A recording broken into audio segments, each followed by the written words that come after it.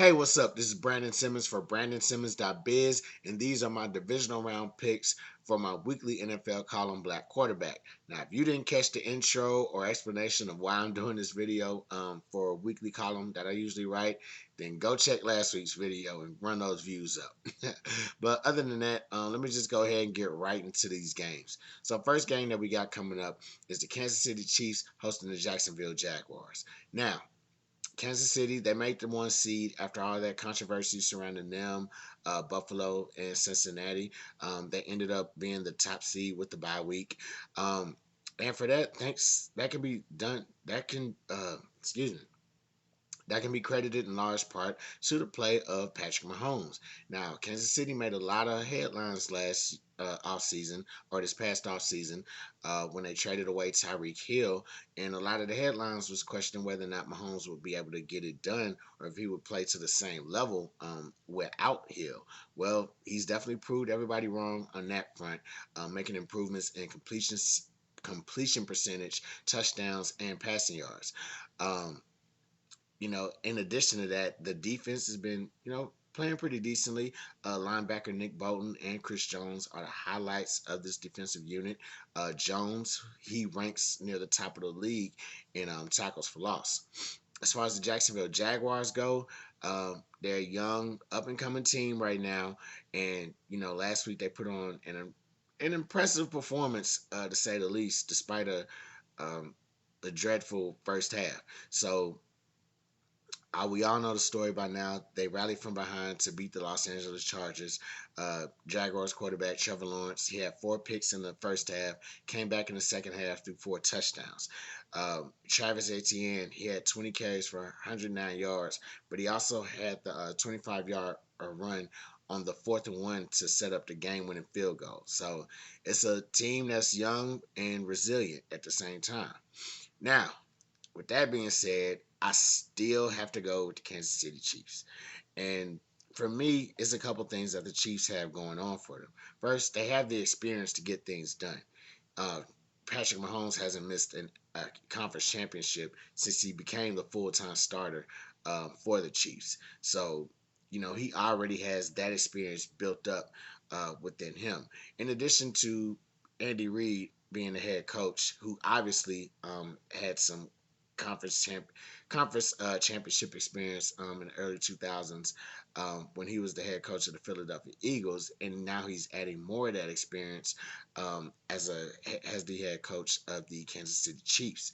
Um, so I just definitely think with those two meshing and working together, they'll be able to like pull off some explosive plays, obviously, and just even if the Jaguars try to put up like a huge fight, um, they'll be able to withstand whatever they got coming their way.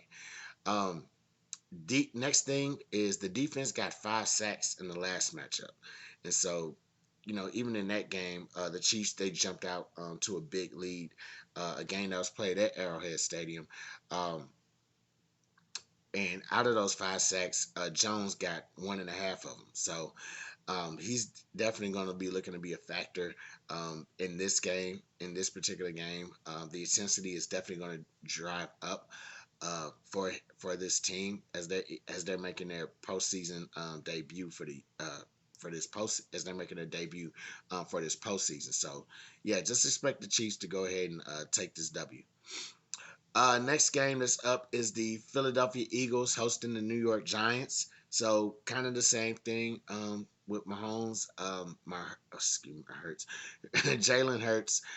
He's played at an MVP level all year, making improvements in those same categories. Their league-leading pass defense has really been a key in their success. They lead the league in pass defense and tackles for loss. As far as that secondary goes, we all know about Darius Slay. He'll be all over that field, just making play after play. Big play Slay is what they call him. But C.J. Gardner Johnson, he's tied for the league. He's tied for the league lead the league lead in in interceptions with 6 interceptions, and he was a big offseason acquisition as well, being traded from the New Orleans Saints.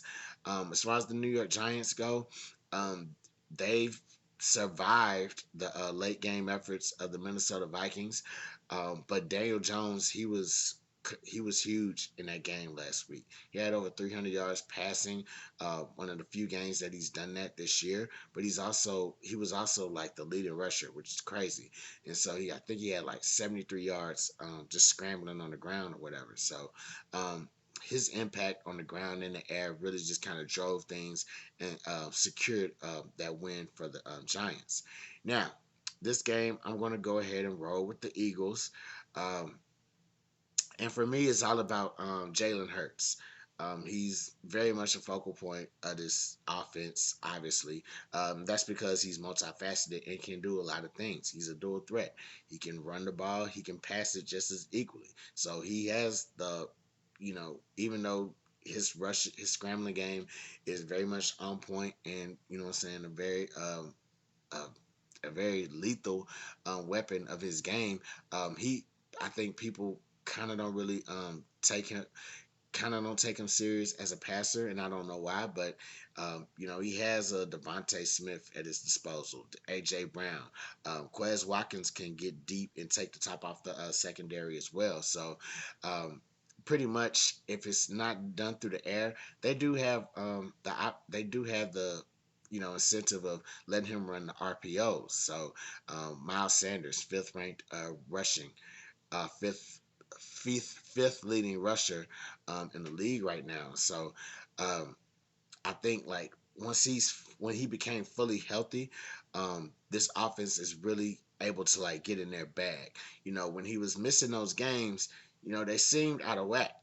I mean, yeah, Gardner Minshew, he's a good backup, and he can do a couple things here and there, but um, he just wasn't the same with Hurts out of the lineup. So once he came back in against the Giants, even maybe he wasn't 100% in that regular season finale, but they still pulled the win off. So I think now that he's completely healthy, they can do a lot more. He can scramble a lot more to make a little bit more plays or whatever. So um, and in addition to that, they swept the Giants before.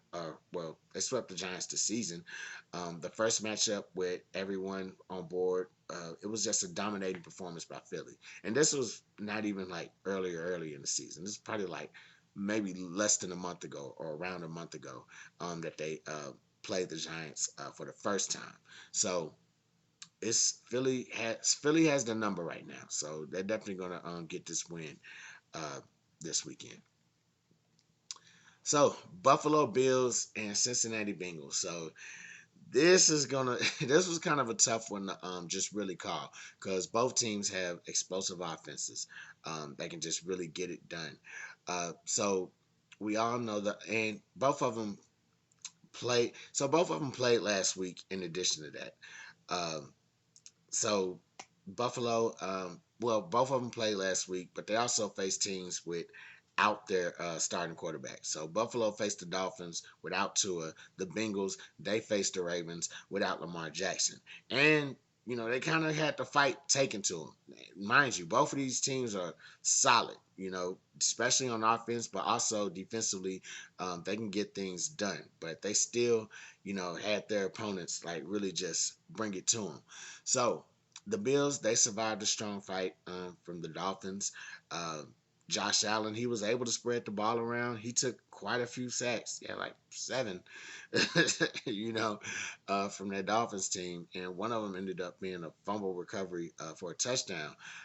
But he was still able to like get the ball to his different receivers. Even got a touchdown to Dawson Knox, and that's a positive considering like teams are now going to be keen in on taking away Stephon Diggs. So it's good to know that the Bills can. It's good for the Bills to know that Allen can actually find other receivers to maybe take the pressure off of Diggs. Um, the Bengals, they won an ugly game off a defensive score, and it probably shouldn't have been a back and forth, but it was. Sam Hubbard ended up getting a fumble, forcing a fumble, or recovering a fumble, if you will, and taking it back 98 yards for the touchdown, which was, the score that actually gave them the win.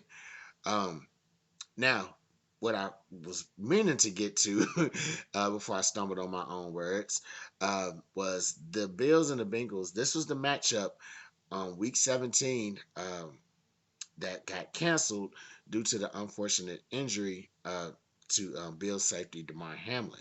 So in that game, the Bengals actually held the lead.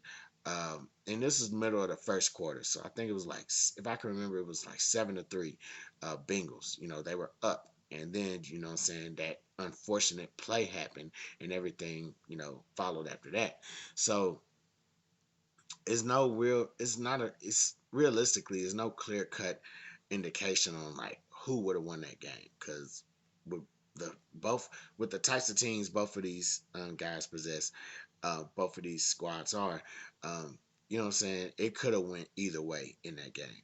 So what I really so yeah, I really did have a tough time like trying to figure out like who would win, but I just went ahead and I just gave it to the Bills. And the reason why, well, reasons why, is I expect the Bills to come out here emotionally charged for this performance.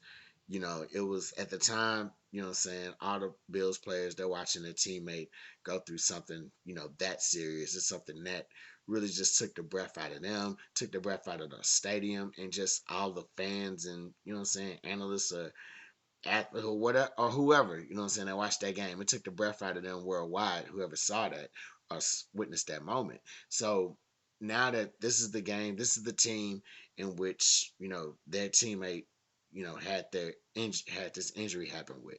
And so they're gonna come out and they're gonna be like, you know what, we gotta do this for him. You know what I'm saying? We gotta do this for Damar Hamlin. We gotta come out and get this win for him. We didn't finish the game last time. This time we're gonna finish the game. You know what I'm saying? They're gonna come out with something to prove. So I expect that to be the main thing that just really pushes the Bills um into like in into like really just getting up for this game. Um, the second thing is, I think they will take advantage of the Bengals' inability to protect Joe Burrow. So Joe Burrow's like, I think, sixth highest in sacks. I think he took like 41 this year, which is 10 down from his sack total last year. But still that's a pretty high number. And even last week he got sacked 4 times. So a lot of people can probably say, well, it's the Ravens defense, they're gonna get after you. And yeah, that is true, but 4 sacks is 4 sacks. So I expected, the Bengals to protect them a little bit better than that.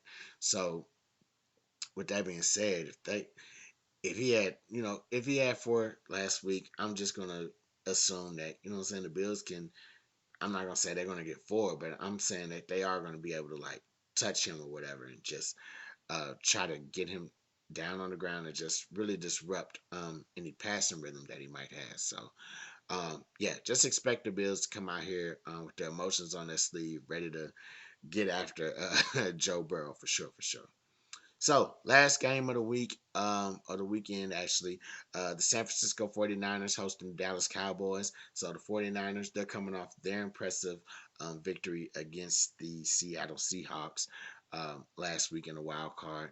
Christian McCaffrey, and Deebo Samuel both went over 100 yards from scrimmage. McCaffrey, I think he had like 119 for on the ground. Samuel, I think he went yeah, Samuel went like for six. Debo Samuel had 6 catches for 130 yards for scrimmage. The 49ers themselves, they had like 3 receivers average 20 yards per catch, all while their rookie quarterback uh, went went up for 300 yards. So they had their defense is pretty good, but they had a great day on offense, to say the least. Um, as for the Cowboys go, uh, they put on an impressive showing against the Tampa Bay Buccaneers. And listen, I'm not a big Cowboys fan, man, but you just got to give credit where credit is due. They went in there and they smacked Tom Brady and the Buccaneers around. And at first it wasn't even gonna. it didn't even look like that.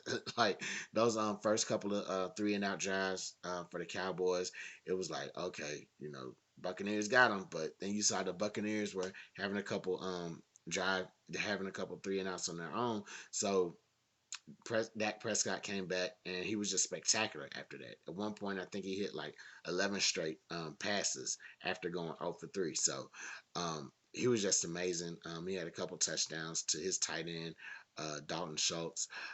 Defensively, we all know about Michael Parsons. Michael Parsons, he had a pretty good game as well. 3 tackles, 2 of them for loss, a sack, and 3 quarterback hits. So, they definitely had him moving around. You could see him on the edge on either side. You could probably see him come inside or whatever, but they definitely put him in places where he can make an impact. So for this particular game, just like the Bills and Bengals, it was tough. Both these teams seemed kind of evenly matched as far as offensively and also defensively. What I will go with is probably my gut feeling is that the 49ers is going to win this game. And for me, it comes down to Debo Samuel being put all over. So we talked about Michael Parsons being used all over the defense. That's pretty much Debo Samuel on the offensive side of things. He's even gotten the Tyreek Hill comparisons where, they obviously put Debo in the backfield. But you know what I'm saying? They'll put him, out wide in the slot and all this other stuff just so he can create matchup problems. And so I think him going all over the field is going to be something that keeps that Cowboys defense busy, keeps their mind going and guessing onto what he's actually going to do. Because they could put him in the backfield and they can go out there and they can get Brandon Ayuk, or they can throw the ball to Dewan Jennings, or they can get Greg Kittle, or you know what I'm saying, just something like that. He could be used as a decoy on one thing while they go somewhere else. So um, I definitely think that that is going to be one of the things that's going to help the Niners uh, get this W. But also the run defense, it could force the Cowboys to be one dimensional, and that's something that I feel like will certainly be a key. And so when I referenced the beginning of so I referenced the beginning of the Tampa Bay game, and Dak was he wasn't hitting his receivers that well. The positive thing was that he was able, once he saw that he couldn't get like C.D. Lamb, then he went to T.Y. Hilton. You know what I'm saying, things like that. However, I still think that however, when they got to running the ball a little bit, you know what I'm saying, things kind of, opened up for them a little bit more, and they were able to really just get into the offense, get into the air. But this 49ers run defense is a little bit better than Tampa. And they've been playing a little bit better as of late, and so that's key as well. So I definitely think this 49ers run defense could force the Cowboys to be one dimensional and might, to be honest with you, it might put Dak in danger of making a mistake. He led the league in interceptions despite missing, however many games he missed. Um, but yeah, if they force the Cowboys to be one dimensional, um, they Prescott Dak is probably going to have to throw more than he wants to, and it's what I'm saying, it's probably going to get out of hand for them for what they really want to do. Um, so yeah, that's what the 49ers got to do to win that game. So let me just go back to my picks. So Chiefs and Jaguars, I got the Chiefs winning based off their experience. Eagles and Giants, I have the Eagles winning, especially with a fully healthy Jalen Hurts, and they swept the Giants in pure dominant fashion. Um, Bills, Bengals, I definitely have the Bills winning. Expect them to have an emotionally charged performance to finish the job for their teammate, DeMar Hamlin. Um, San Francisco 49ers, man, I have them winning this game. And that's just based off, Debo Samuel is going to be used in a lot of different aspects of the offense, uh, and just moved around to keep the defense guessing on what he's going to do. So, um, those are the games I got for y'all. Obviously, those are the picks I got for y'all. Um, like I said, check out my last video on my page, facebook.com/Brandon Blog. Um, that's all I got for y'all. I'm Brandon Simmons for BrandonSimmons.biz. Holla black.